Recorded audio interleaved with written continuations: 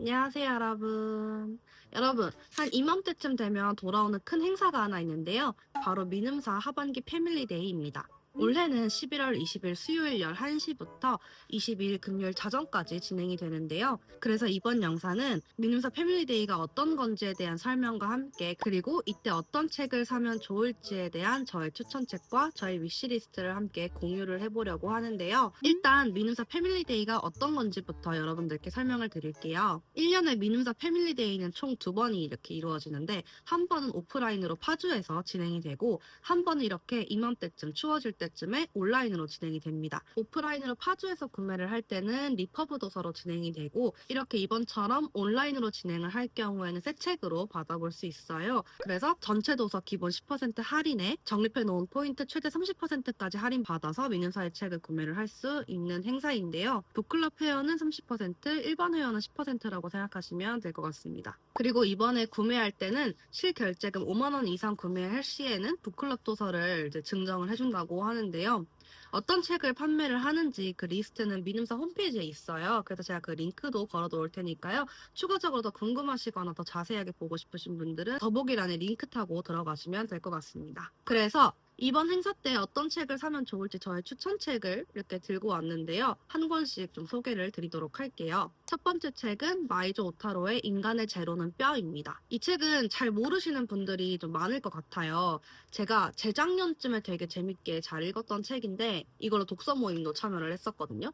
근데 호불호가 조금 갈리는 책인 것 같더라고요. 문학과 예술을 사랑하는 괴짜 소녀 카오리의 성장기를 그린 장편 소설이라고 생각하시면 좀 편할 것 같아요. 지금 생각하는 것을 말하고 싶지 않다는 건 잘못된 걸까? 나의 언어는 몸 안에서 바깥으로 도망치고 말았다. 늑골 사이에서 슉 하고 등 쪽으로.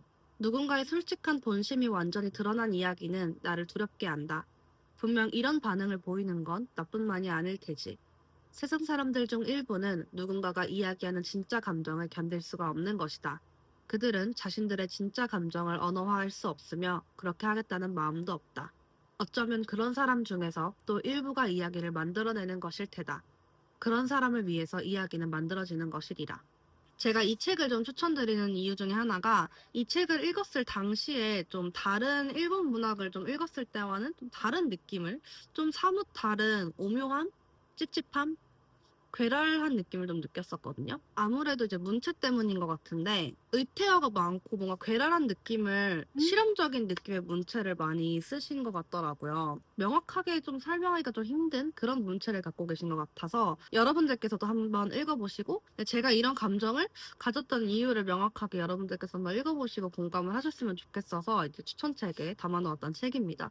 근데 책 자체는 너무 재밌어요. 재밌고 조금 신선하긴 합니다. 그러니까 여러분들께서도 한번 읽어보시고 제가 느꼈던 감정을 같이 한번 공감해보시면 좋을 것 같습니다. 두 번째는 앤서니 도어의 클라우드 쿠쿠랜드입니다. 실존했던 고대 그리스의 작가 안토니우스 디오게네스가 쓴 가상의 작품 클라우드 쿠쿠랜드를 중심으로 700여 년의 시간을 오가며 5인물의 이야기가 전개가 되어지는데요. 이게 엄청 두꺼운 벽돌책이에요. 그리고 갑자기 시공간이 확확 바뀌면서 초반부에는 이게 되게 갑자기 과거로 갔다가 현재로 갔다가 미래로 갔다가 또 과거로 갔다가 미래로 갔다가 이렇게 왔다 갔다 이렇게 교차가 되어 가거든요.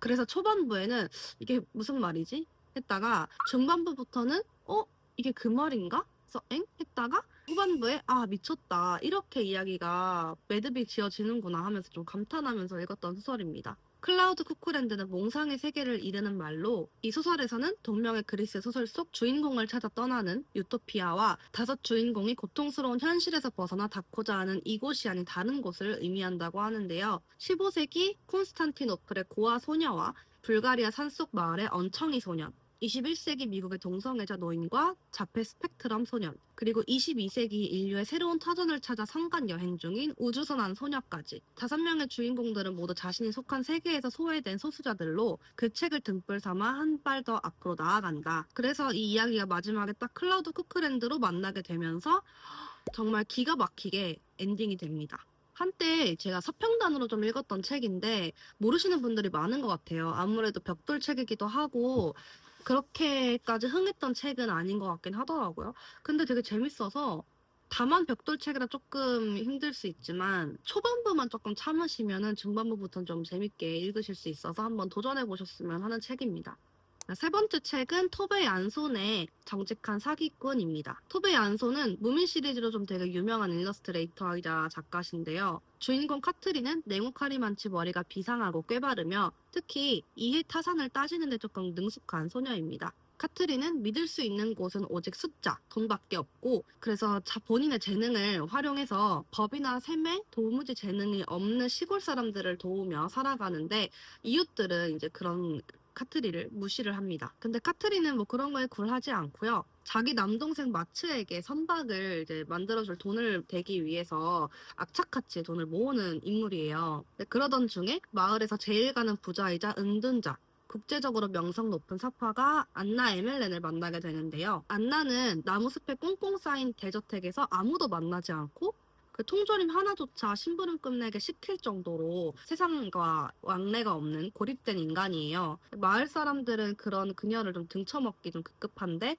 카트리는 또 여기서 등쳐먹기 위해서 안나에게 접근을 합니다. 그래서 한몫 챙기기로 좀 결심을 하고 그녀의 집으로 들어가는데요. 그래서 카트린이 막 노력해서 순진한 안나의 신임을 얻는데도 성공을 하고 그래서 막 일과 사업을 도맡아 진행을 하는데 점점 갈수록 본인이 목적했던 그것과는 좀 다르게 상황이 흘러갑니다. 간단한 인사치레조차 위선으로 여기며 빈말이라면 질색하는 카트리와 상대방을 배려한다면서 마음에도 없는 선의를 베푸는 안나의 만남은 두 사람의 삶에 돌이킬 수 없는 파문을 일으키면서 책이 전개가 되어 가는데요. 정반대의 사람이 이렇게 엮이는 스토리는 많이 등장하는 소재이기는 하잖아요. 근데 문체가 너무 재미있더라고요. 또 생생하게 다가오고 서로 막 타격이 없는 창과 방패예요. 그래서 누가 이기게 될까 누가 질까 하는 좀 흥미진진하게 봤던 책이어서 그래도 캐릭터성들도 각자 너무 다 뚜렷해서 너무 재미있었습니다. 또 제목처럼 정직한 사기꾼이라는 게 되게 모순적인 말이잖아요. 그래서 제목도 되게 참신하고 재밌었고요. 내용도 되게 재밌었습니다. 추천드리는 책이라서 여러분들께서 한번 꼭 읽어보셨으면 좋겠습니다.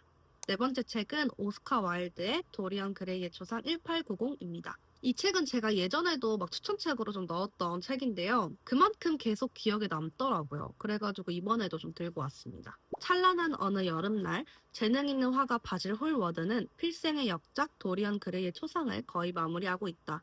그의 캔버스 건너편에는 지상에서 가장 아름다운 피조물이자 미의 정수를 구현해 놓은 듯한 청년 도리언 그레이가 나른한 모습으로 자세를 취하고 있다. 그러던 중 해리 워튼경이 돌연 아틀리에에 나타난다. 냉소적인 쾌락주의자 해리경은 미모의 도리언 그레이를 목격하자 곧장 매료되고 자신의 아름다움조차 모르던 순수한 도리언의 귓가에 꿀처럼 달콤하고 극약처럼 치명적인 말들을 속삭이기 시작한다. 그제야 스스로의 아름다움과 찰나의 젊음을 깨닫게 된 도리언은 깊은 절망에 빠지고 자기 대신에 바질이 그려낸 도리언 그레이가 저 완벽한 초상화가 늙고 추악해지기를 광적으로 멸망하기에 이른다. 그런데 정녕 기적처럼 아니 저주처럼 도리언의 소망이 이루어진다. 그의 모든 악덕과 잔혹하고 무자비한 행위는 도리언에게 아무런 흔적도 세월의 풍진조차 남기지 않지만 도리언 그레이의 초상을 혐오스럽게 더럽히고 부패시킨다. 라고 책 소개가 되어 있는데요. 제가 이 책을 너무 좋아하는 게 이 책의 표지가 안에 등장하는 도리언 그레이가 진짜 이렇게 생겼을 것 같은 거예요. 잘생겼잖아요. 그래서 더 몰입이 잘 되기도 하고 이 책이 주는 분위기도 너무 이 책하고 어울렸던 것 같아요. 그래서 딱 내용이 이 책과 정말 어울리게 딱 생겼다는 그게 너무 좋았고 그리고 내용이 꽤나 저한테는 좀 신선한 충격이었고요. 약간 지킬 앤 하이드 아실까요? 그 책의 분위기와 그 책의 느낌이 좀 나는 책이었어요. 그래서 제가 정말 되게 좋아하는 책입니다. 다섯 번째 책은 이혁진의 광인입니다. 이 작가님 제가 진짜 너무너무 좋아하는 작가님이거든요. 그래서 제가 이전 영상에도 이 책에 관련된 말을 한 몇 번 한 것 같아요. 음악하는 남자 준현, 위스키 만드는 여자 하진, 그리고 사랑에 빠진 남자 혜원. 플루트 교습소에서 선생과 학생으로 만난 준현과 혜원은 이제 막 40대에 접어든 솔로라는 공통점 외에도 음악과 위스키에 대한 취향을 공유하며 금세 각별한 사이가 된다. 그러나 준현의 친구이자 첫눈에 혜원의 마음에 들어온 하진이 등장하며 둘 사이에는 균열이 생기기 시작한다. 혜원은 위스키 사업을 준비하는 하진을 적극적으로 돕고 하진 역시 그런 혜원에게 호감을 느끼며 둘의 관계가 깊어지지만 두 사람의 관계가 발전해 갈수록 하진과 준현의 관계에 관한 혜원의 불안감도 깊어진다. 두 사람의 우정이 우정만으로는 보이지 않아서이다. 그저 우정으로만 보아 넘길 수 없는 두 사람 하진과 준현. 사랑하지만 사랑만으로는 타오르는 불안을 잠재울 수 없는 두 사람 하진과 혜원. 어느새 삼각형 속에 들어와 버린 세 사람의 감정은 방향을 알 수 없는 불길처럼 타들어가기 시작한다 라고 책 소개가 되어 있습니다. 사랑은 다 똑같은 사랑이지. 다들 사랑할 땐 영원할 것 같지만 알지. 그렇게 되지 않는다는 걸. 사랑할 수 있는 때도 사랑할 수 있는 대상도 늘 있는 게 아닌 걸. 사랑은 끝나면 그냥 끝나. 뭔가가 죽어버리는 것처럼. 다시 한다고 해도 예전같이 그 열기와 진동으로 사랑할 수는 없지. 깨진 그릇 이어붙인 것처럼 자국이 늘 남고 그건 사라지지 않아. 못 본 척할 수 있을 뿐. 언젠가 다시 충격을 받으면 균열은 늘 거기에서 시작해.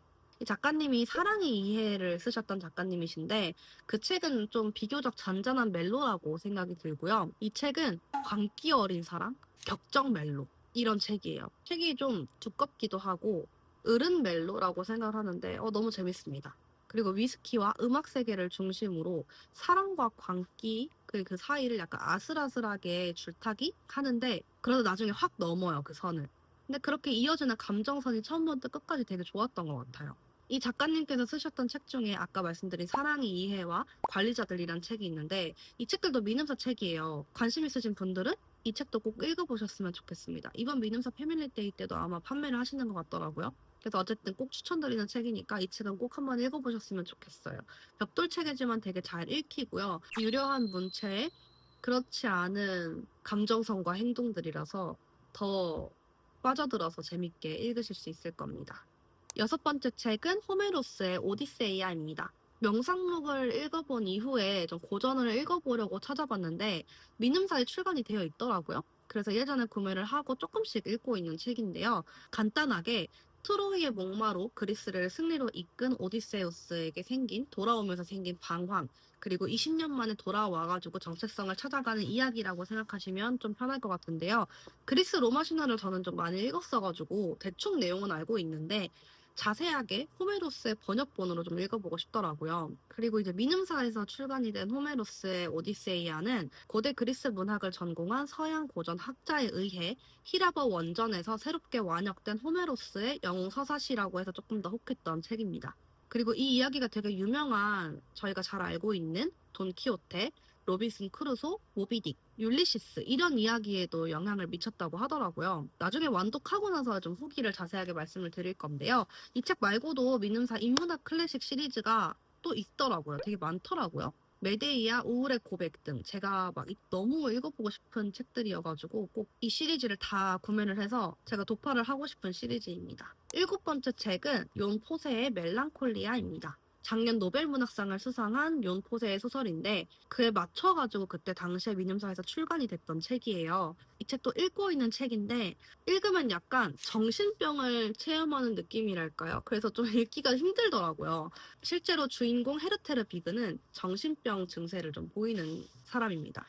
그래서 책을 읽는데 계속 같은 말을 반복을 해요. 제가 이전에도 영상에서 소개를 드린 적이 있는 책인데 그게 책에 그대로 나오거든요.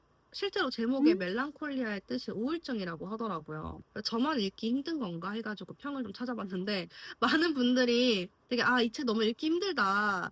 이게 뭐냐 도대체 이게 뭐예요? 이게 뭐죠? 막 이렇게 적어두셨는데 너무 웃긴 거예요.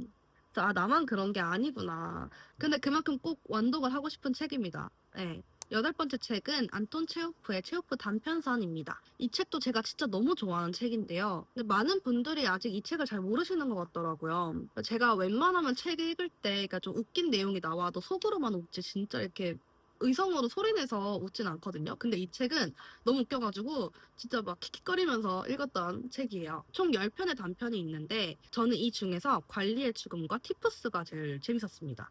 물론 다른 것도 다 재밌긴 했는데 그때는 제가 직장인이어가지고 직장인이라면 진짜 저처럼 좋아하고 공감할 만한 이야기도 있어서 재밌게 읽으실 거고 유머뿐만 아니라 마냥 또 웃을 수 없는 풍자와 또 인간 모순적인 부분도 녹아 있어서 되게 재밌게 읽었던 책입니다. 특히 관리의 죽음은 주인공 체르바코프가 오페라 관람 중에 장군의 뒤통수에 대고 재채기를 하거든요. 근데 이 이후에 자기 혼자 그게 계속 남아있는 거야. 그래가지고 계속 찾아가서 사과를 하고 계속 사과를 하고 하는데 이게 처음에 되게 웃긴데 마지막에 반응이 진짜 웃겨요. 그러더니 갑자기 그는 죽었다로 끝나거든요.